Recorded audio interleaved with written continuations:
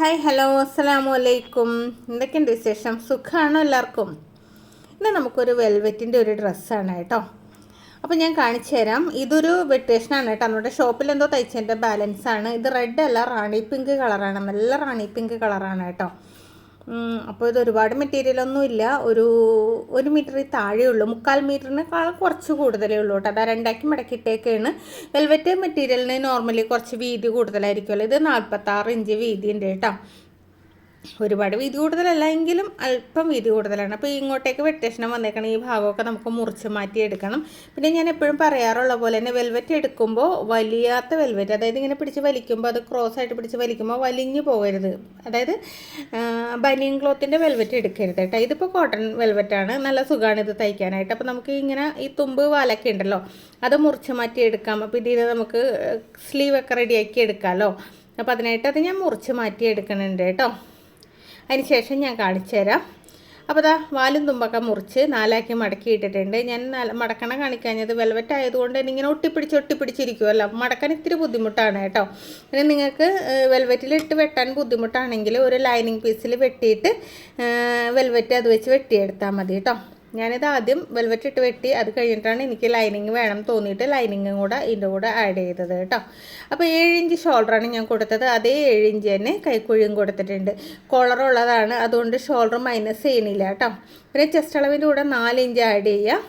എന്നിട്ട് 4 വെച്ച് ഡിവൈഡ് ചെയ്തിട്ട് ഇതിങ്ങനെ മാർക്ക് ചെയ്യുക കേട്ടോ. ചെസ്റ്റ് അളവിൻ്റെ കൂടെ 4 ഇഞ്ച് ആഡ് ചെയ്ത് 4 വെച്ച് ഡിവൈഡ് ചെയ്തിട്ട് ഇവിടെ മാർക്ക് ചെയ്യുക. 1.5 ഇഞ്ച് തയ്യൽ തുമ്പും കൂടെ നോക്കട്ടെ മാർക്ക് ചെയ്ത് കൊടുക്കുക കേട്ടോ. ഹാഫ് ലെങ്ത്ത് 12 അപ്പോൾ 1/2 ഇഞ്ച് ആഡ് ചെയ്തിട്ട് 12.5 ഞാൻ മാർക്ക് ചെയ്തിട്ടുണ്ട്. ഇനി വേസ്റ്റ് ഭാഗം നിങ്ങൾക്ക് ഒന്നില്ലെങ്കിൽ വേസ്റ്റ് അളവ് എടുത്തിട്ട് 3 ഇഞ്ച് ആഡ് ചെയ്തിട്ട് 4 വെച്ച് ഡിവൈഡ് ചെയ്തിട്ട് ഇവിടെ മാർക്ക് ചെയ്യാം. അതല്ല എങ്കിൽ ചെസ്റ്റ് അളവ് മാർക്ക് ചെയ്തതിനേക്കാളും 1 ഇഞ്ച് മൈനസ് ചെയ്തിട്ട് നമുക്ക് മാർക്ക് ചെയ്ത് കൊടുത്താൽ മതി കേട്ടോ. എങ്ങനെ വേണമെങ്കിലും ആവാം. ചെസ്റ്റ് അളവ് ഇവിടെ അളന്ന് നോക്കുക എത്രയാണ് നമ്മൾ മാർക്ക് ചെയ്തതെന്ന്. അതിൽ നിന്ന് 1 ഇഞ്ച് മൈനസ് ചെയ്തിട്ട് നമുക്ക് വേസ്റ്റ് മാർക്ക് ചെയ്ത് കൊടുക്കാം. അതൊക്കെ നിങ്ങളുടെ ഇഷ്ടം പോലെയാണ്. പിന്നെ ഇത്തിരി ലൂസൊക്കെ ഉണ്ടെന്നുണ്ടെങ്കിൽ നമുക്ക് ഷേപ്പ് ചെയ്ത് കൊടുക്കാമല്ലോ. ഇനിയിപ്പോൾ കസ്റ്റമറുടെ ഒക്കെ ആണെങ്കിൽ നമ്മൾ കറക്റ്റ് ബോഡി അളവ് എടുത്തിട്ടോ അല്ലെങ്കിൽ അവരുടെ മെഷർമെൻറ്റ് വെച്ചിട്ടോ ചെയ്ത് കൊടുക്കാം കേട്ടോ. ഇനി അടുത്തത് ഹിപ്പൊന്നും ഞാൻ എടുക്കണില്ല. സ്ലിറ്റ് കുറച്ച് ഇറക്കിയിട്ട് ഒരു സൈഡ് മാത്രമേ ഞാൻ സ്ലിറ്റ് കൊടുക്കണുള്ളൂ. 2 സൈഡും സ്ലിറ്റ് ഇല്ല കേട്ടോ.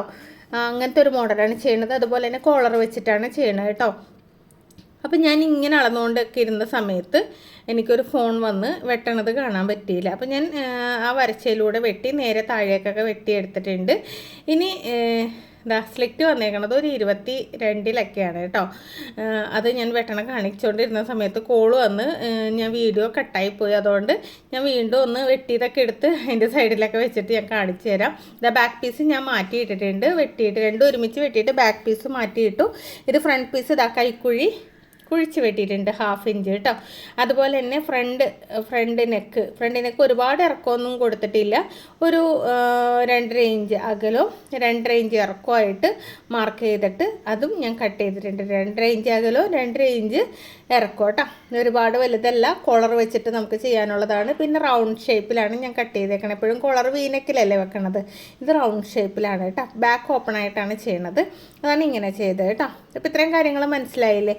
ബാക്ക് പീസും ഇവിടെ എടുത്തു വെച്ചിട്ടുണ്ട്.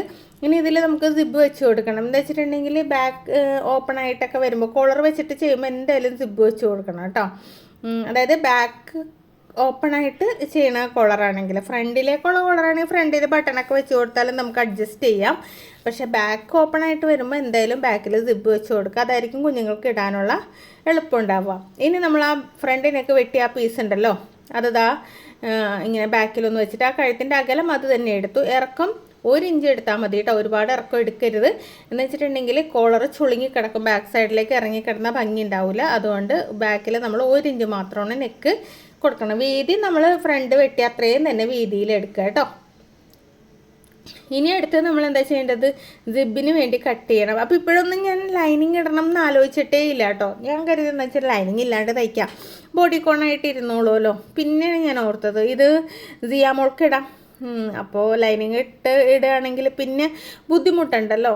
അല്ലെങ്കിൽ പിന്നെ അതിന് മാച്ചായിട്ടുള്ള ഷെമ്മീസ് ഒപ്പിക്കാൻ നടക്കണം. പിങ്ക് കളർ തന്നെ, വൈറ്റ് കളറൊക്കെ ഇട്ടിട്ടുണ്ടെങ്കിൽ ചിലപ്പോൾ ഷെയ്ഡ് കണ്ടാലോ എന്ന് കരുതിയിട്ട് ഞാൻ പിന്നെ ഇതിന് പറ്റിയൊരു ലൈനിങ് തപ്പിയെടുക്കുകയാണ് ചെയ്തത്. എൻ്റെ വെട്ടേഷനത്തിൽ നിന്ന് തന്നെ തപ്പിയെടുത്താണ്. അതുകൊണ്ട് അതിൻ്റേതായ പോരായ്മകൾ അതിനുണ്ട്, ഞാൻ കാണിച്ചു തരാം കേട്ടോ. അപ്പോൾ സിബ് ഞാൻ എടുക്കാൻ പോയതായിരുന്നു. സിബ് ഒരു റെഡ് കളർ സിബ് അവിടെ ഇരിപ്പുണ്ട്. അത് എടുത്തിട്ട് അതാ നോക്കി ബാക്ക് സൈഡിൽ വെച്ച് കൊടുക്കുകയാണ്. നമ്മുടെ ബട്ടക്സ് കഴിഞ്ഞിട്ട്, അതായത് ഹിപ്പ് അരഭാഗം കഴിഞ്ഞ് താഴേക്ക് സിബ് ഇറങ്ങരുത് കേട്ടോ. കറക്റ്റായിട്ട് അരഭാഗത്ത് തന്നെ വന്ന് നിൽക്കണ രീതിയിലായിരിക്കണം. എന്നാൽ ഒരുപാട് കയറി നിന്നാലും കാണാൻ ഭംഗിയുണ്ടാവില്ല. അപ്പോൾ ഞാൻ ഇതാ ജസ്റ്റ് ഒന്നിങ്ങനെ വെട്ടിയെടുക്കുകയാണ്.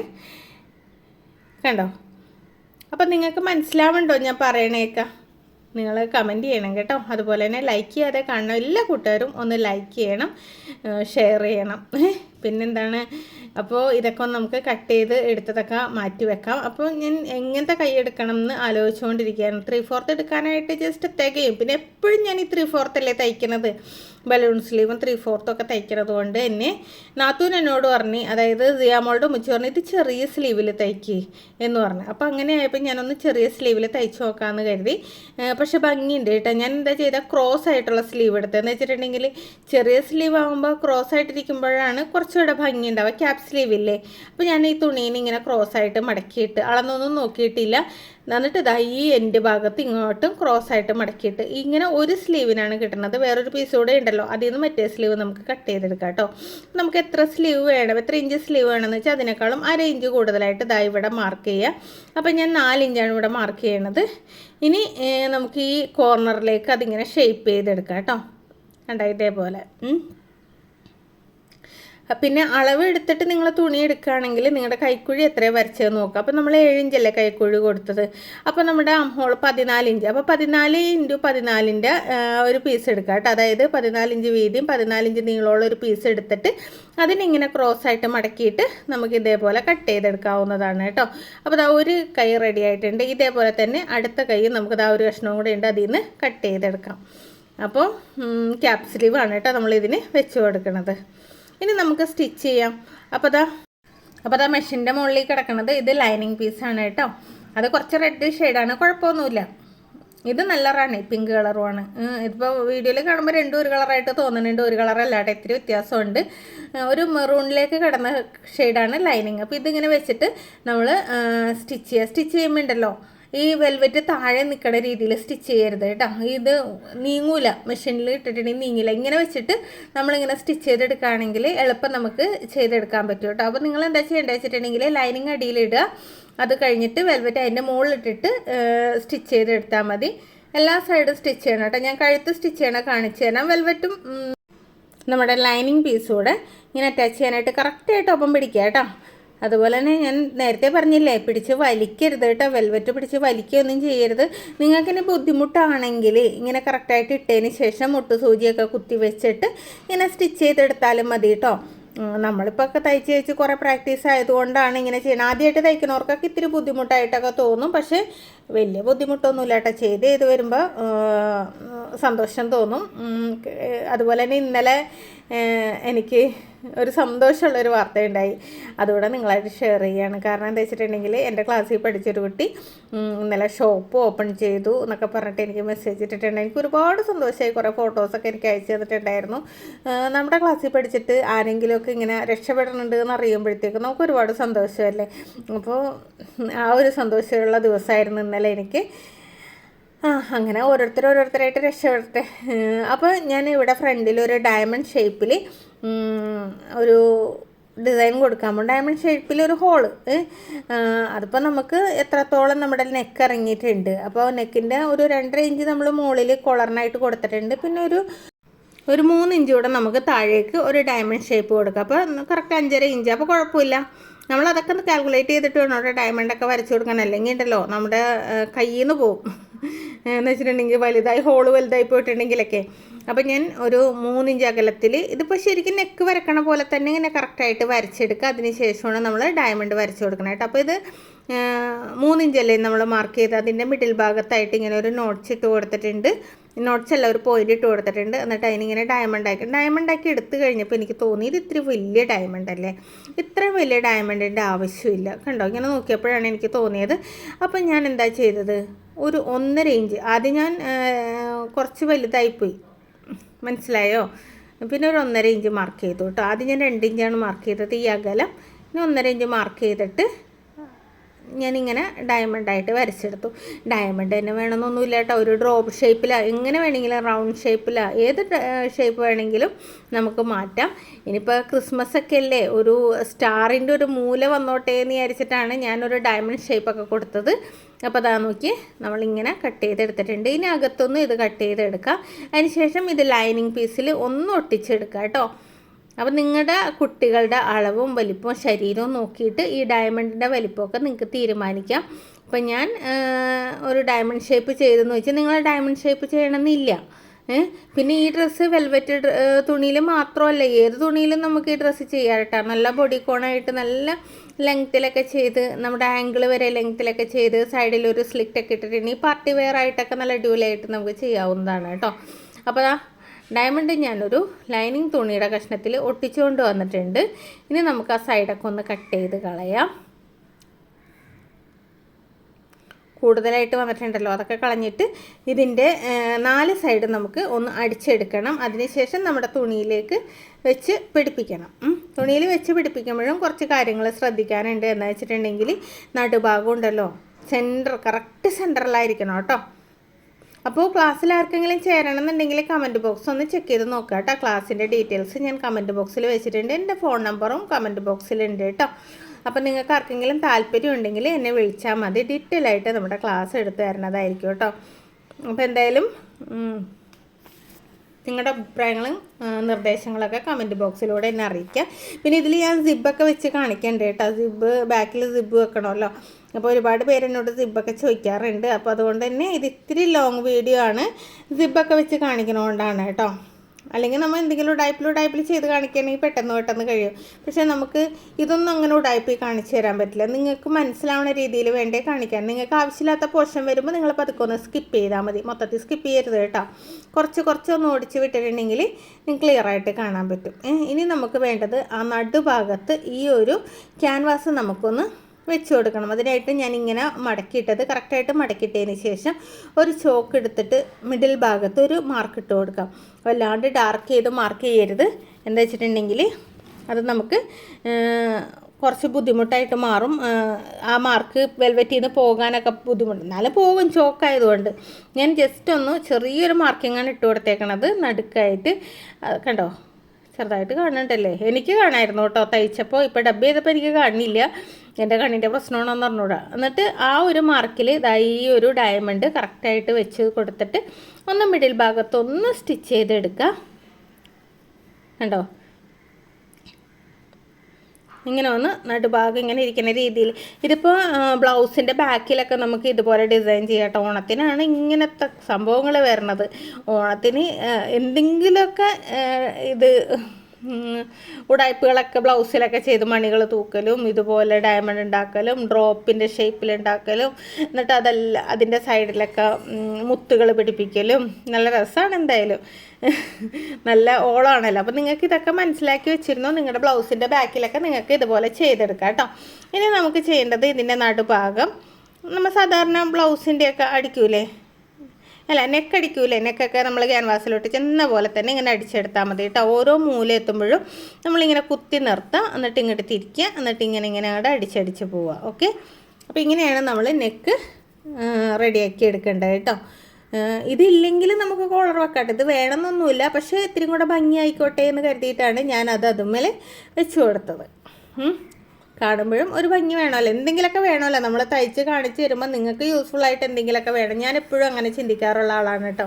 ഞാനൊരു വീഡിയോ ഇടുമ്പോൾ അതിൽ നിന്ന് നിങ്ങൾക്ക് എന്തെങ്കിലും യൂസായിട്ട് കിട്ടണം, എന്തെങ്കിലും ടിപ്പുകൾ കിട്ടണം, നിങ്ങൾക്ക് യൂസ്ഫുള്ളായിട്ടുള്ള എന്തെങ്കിലും ഐഡിയകൾ കിട്ടണം എന്നൊക്കെ ഞാൻ ആഗ്രഹിക്കാറുണ്ട്.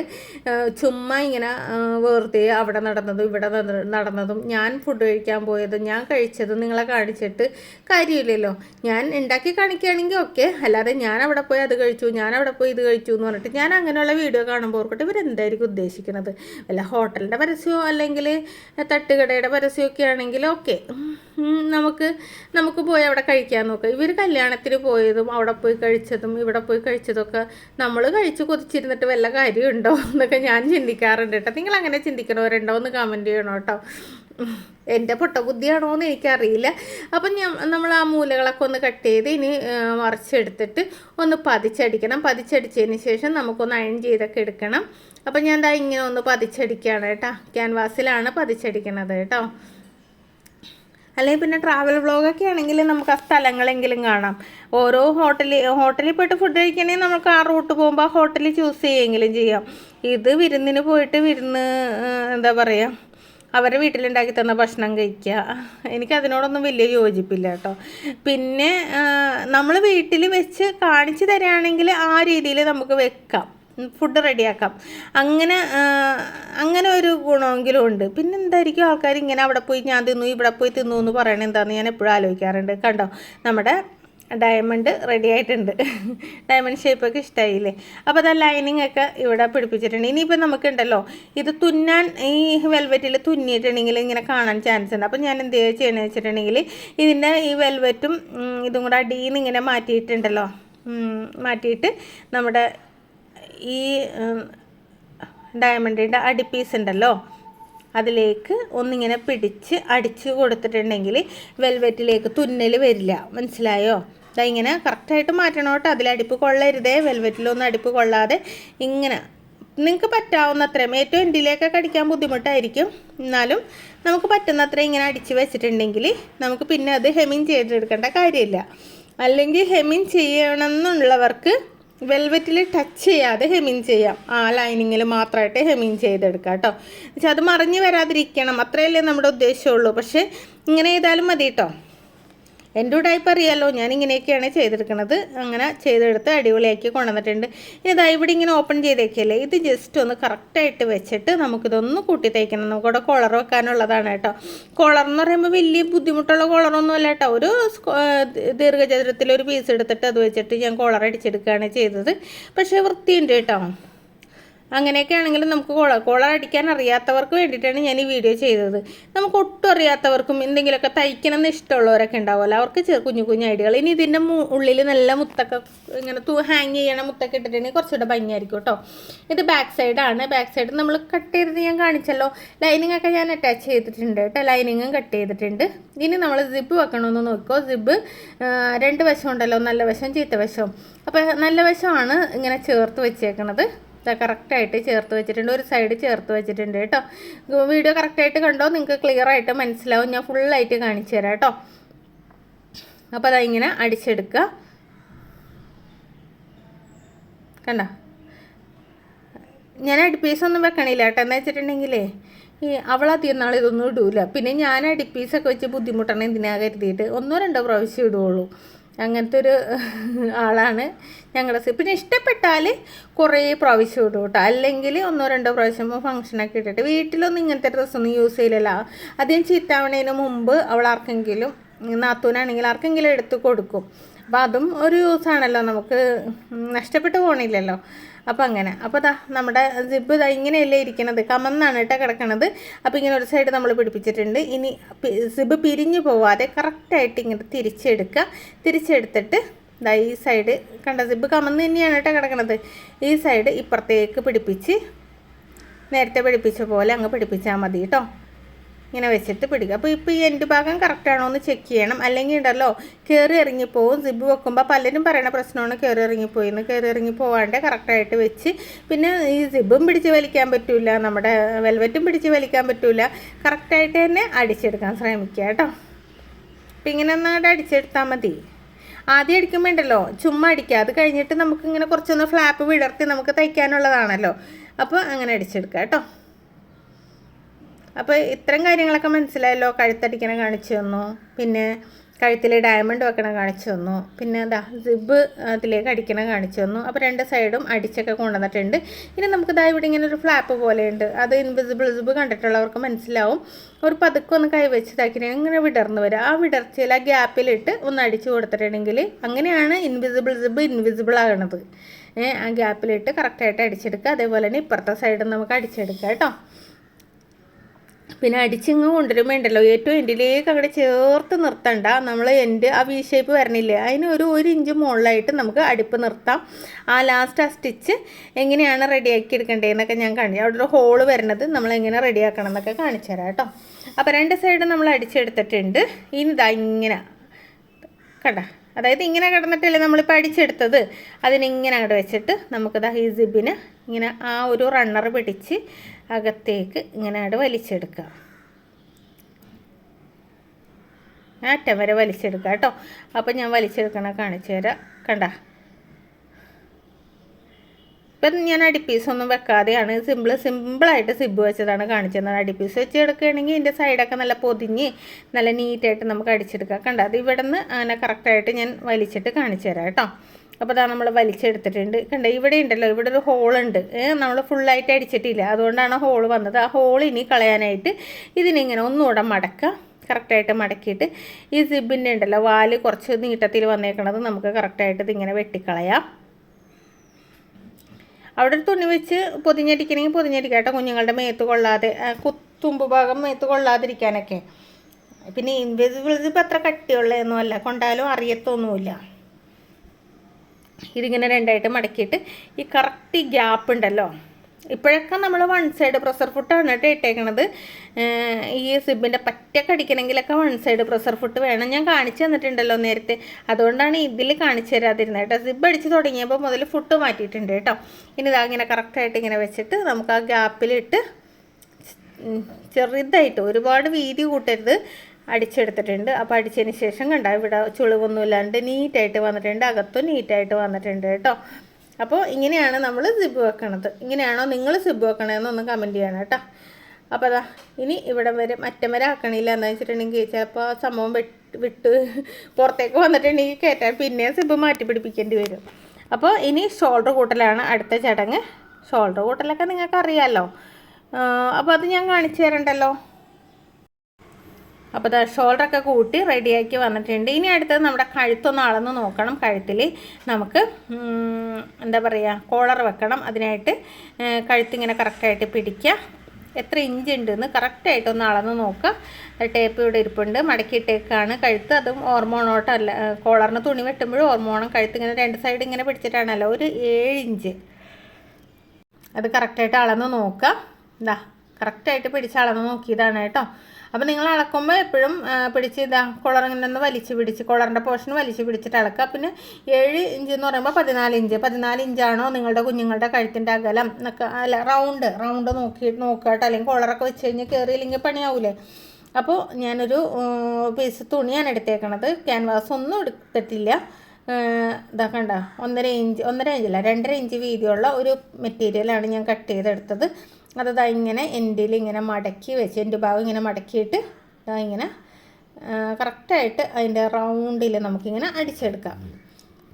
അപ്പോൾ ഇത് ക്രോസ് പീസ് എടുക്കുകയാണെങ്കിൽ കുറച്ചുകൂടെ ഭംഗിയാവും കേട്ടോ. എൻ്റെ കയ്യിൽ ക്രോസ് പീസ് എടുക്കാനുള്ള തുണി ഉണ്ടായിരുന്നില്ല, നിങ്ങൾ കണ്ടതല്ലേ, അതുകൊണ്ടാണ് ഞാൻ നേരെ എടുത്തത്. വേണമെങ്കിൽ ക്യാൻവാസ് വെച്ചിട്ടാണെങ്കിലും സുഖമായിട്ട് ചെയ്യാം. പക്ഷേ ക്യാൻവാസ് വെക്കുമ്പോൾ കുഞ്ഞുങ്ങളുടെ കഴുത്തിൽ തട്ടാതിരിക്കാനാണ് ഈ മോഡൽ കോളർ ഞാൻ വെച്ചത് കേട്ടോ.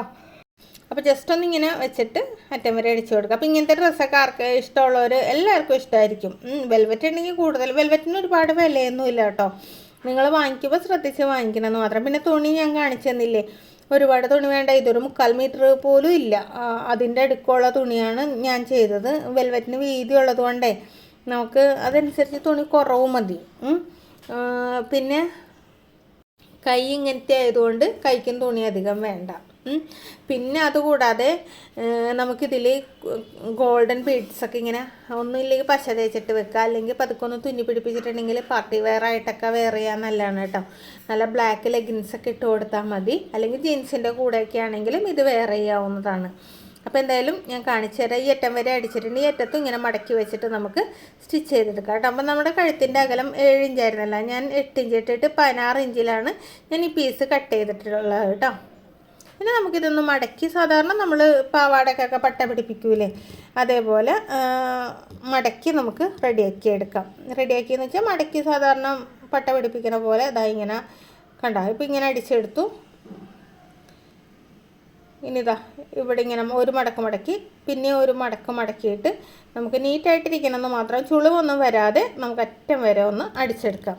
അപ്പോൾ അതും കൂടെ അടിച്ചെടുക്കണം നിങ്ങൾക്കറിയാമല്ലോ. അപ്പോൾ ഞാൻ ഇനി അടുത്ത ഭാഗം കാണിച്ചു തരാം കേട്ടോ. കണ്ട ആ എൻ്റെ ഭാഗം അടിച്ചിട്ട് ഇങ്ങോട്ട് മടക്കുമ്പോൾ കറക്റ്റായിരിക്കണം കേട്ടോ. ഓരോ ഭാഗവും കറക്റ്റായിട്ട് തന്നെ മടക്കുക. അത് നിങ്ങൾക്ക് മടക്കാൻ അറിയില്ലെങ്കിൽ ആദ്യം ഇങ്ങനെ 3 മടക്ക് മടക്കിയിട്ട് ഒന്ന് തേച്ചെടുക്കുക. അപ്പോൾ ആ മടക്ക് അതും ഉണ്ടാവുമല്ലോ. അപ്പോൾ ആ മടക്ക് വെച്ചിട്ട് മടക്കിയെടുത്താൽ മതി കേട്ടോ. അപ്പോൾ അത് ആ മടക്കി അടിച്ച് കഴിഞ്ഞപ്പോൾ നമ്മുടെ കോളറിൻ്റെ ലുക്ക് കണ്ട അടിപൊളിയായിട്ടില്ലേ. ഇനി നമുക്ക് കൈയാണ് വെക്കേണ്ടത്. കൈ അപ്പോൾ അതാ ഇവിടെ ഇരിപ്പുണ്ട്. ഇതിന് നല്ല വശം പുറത്താവുന്ന രീതിയിൽ ഇങ്ങനെ മടക്കിയിടാം. അതിന് ശേഷം നമുക്കിതിനെ ഒന്ന് ജസ്റ്റ് ഒന്നിങ്ങനെ അടിച്ചെടുക്കണം. അല്ലെങ്കിൽ തയ്ച്ച് വരുമ്പോഴത്തേക്കും ചുളിവ് വരാൻ ചാൻസ് ഉണ്ട്.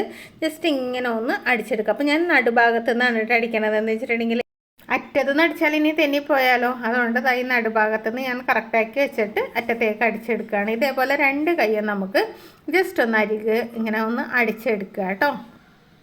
അപ്പോൾ 2 കൈയും ഞാനതുപോലെ അടിച്ച് റെഡിയാക്കി കൊണ്ടുവന്നിട്ടുണ്ട്. 2 കൈ മടക്കി ഇട്ടിട്ടുണ്ട്. ഇനി മോൾ ഭാഗത്ത് നമുക്ക് ഇങ്ങനെ ഓരോ നോട്ട്സ് ഇട്ട് കൊടുക്കാം. അതിനുശേഷം നമ്മുടെ ബോഡിയിലേക്ക് അറ്റാച്ച് ചെയ്യാം. ബോഡിയിലേക്ക് അറ്റാച്ച് ചെയ്യണം ഞാൻ കാണിച്ചു തരാം. ഇതാ ഇങ്ങനെ വെക്കുക. കറക്റ്റായിട്ട് വെച്ചാൽ ഇതിന് കൈക്കുഴിയൊന്നും കുഴിച്ച് വെട്ടണ്ട കേട്ടോ. ഇങ്ങനത്തെ സ്ലീവിന് ഫ്രണ്ട് കൈക്കുഴി കുഴിച്ച് വെട്ടണ്ട. നമ്മൾ ഉദ്ദേശിക്കുന്ന രീതിയിൽ വരില്ല, അത് വലിഞ്ഞ് നിൽക്കും. അപ്പോൾ അതുകൊണ്ട് അത് വെട്ടണ്ട. നമ്മൾ ബോഡിയിൽ കട്ട് ചെയ്തിട്ടുണ്ടല്ലോ, അത് മതി. പിന്നെ ചെറിയ സ്ലീവല്ല, എത്ര ബോറൊന്നും ആവില്ല, കറക്റ്റായിട്ട് നിന്നോളൂ കേട്ടോ. ഇനി ഇതാ തയ്യൽ തുമ്പൊക്കെ കറക്റ്റാക്കി വെച്ചിട്ട് ഇതുപോലെ 2 കൈയും അടിച്ചെടുക്കാം.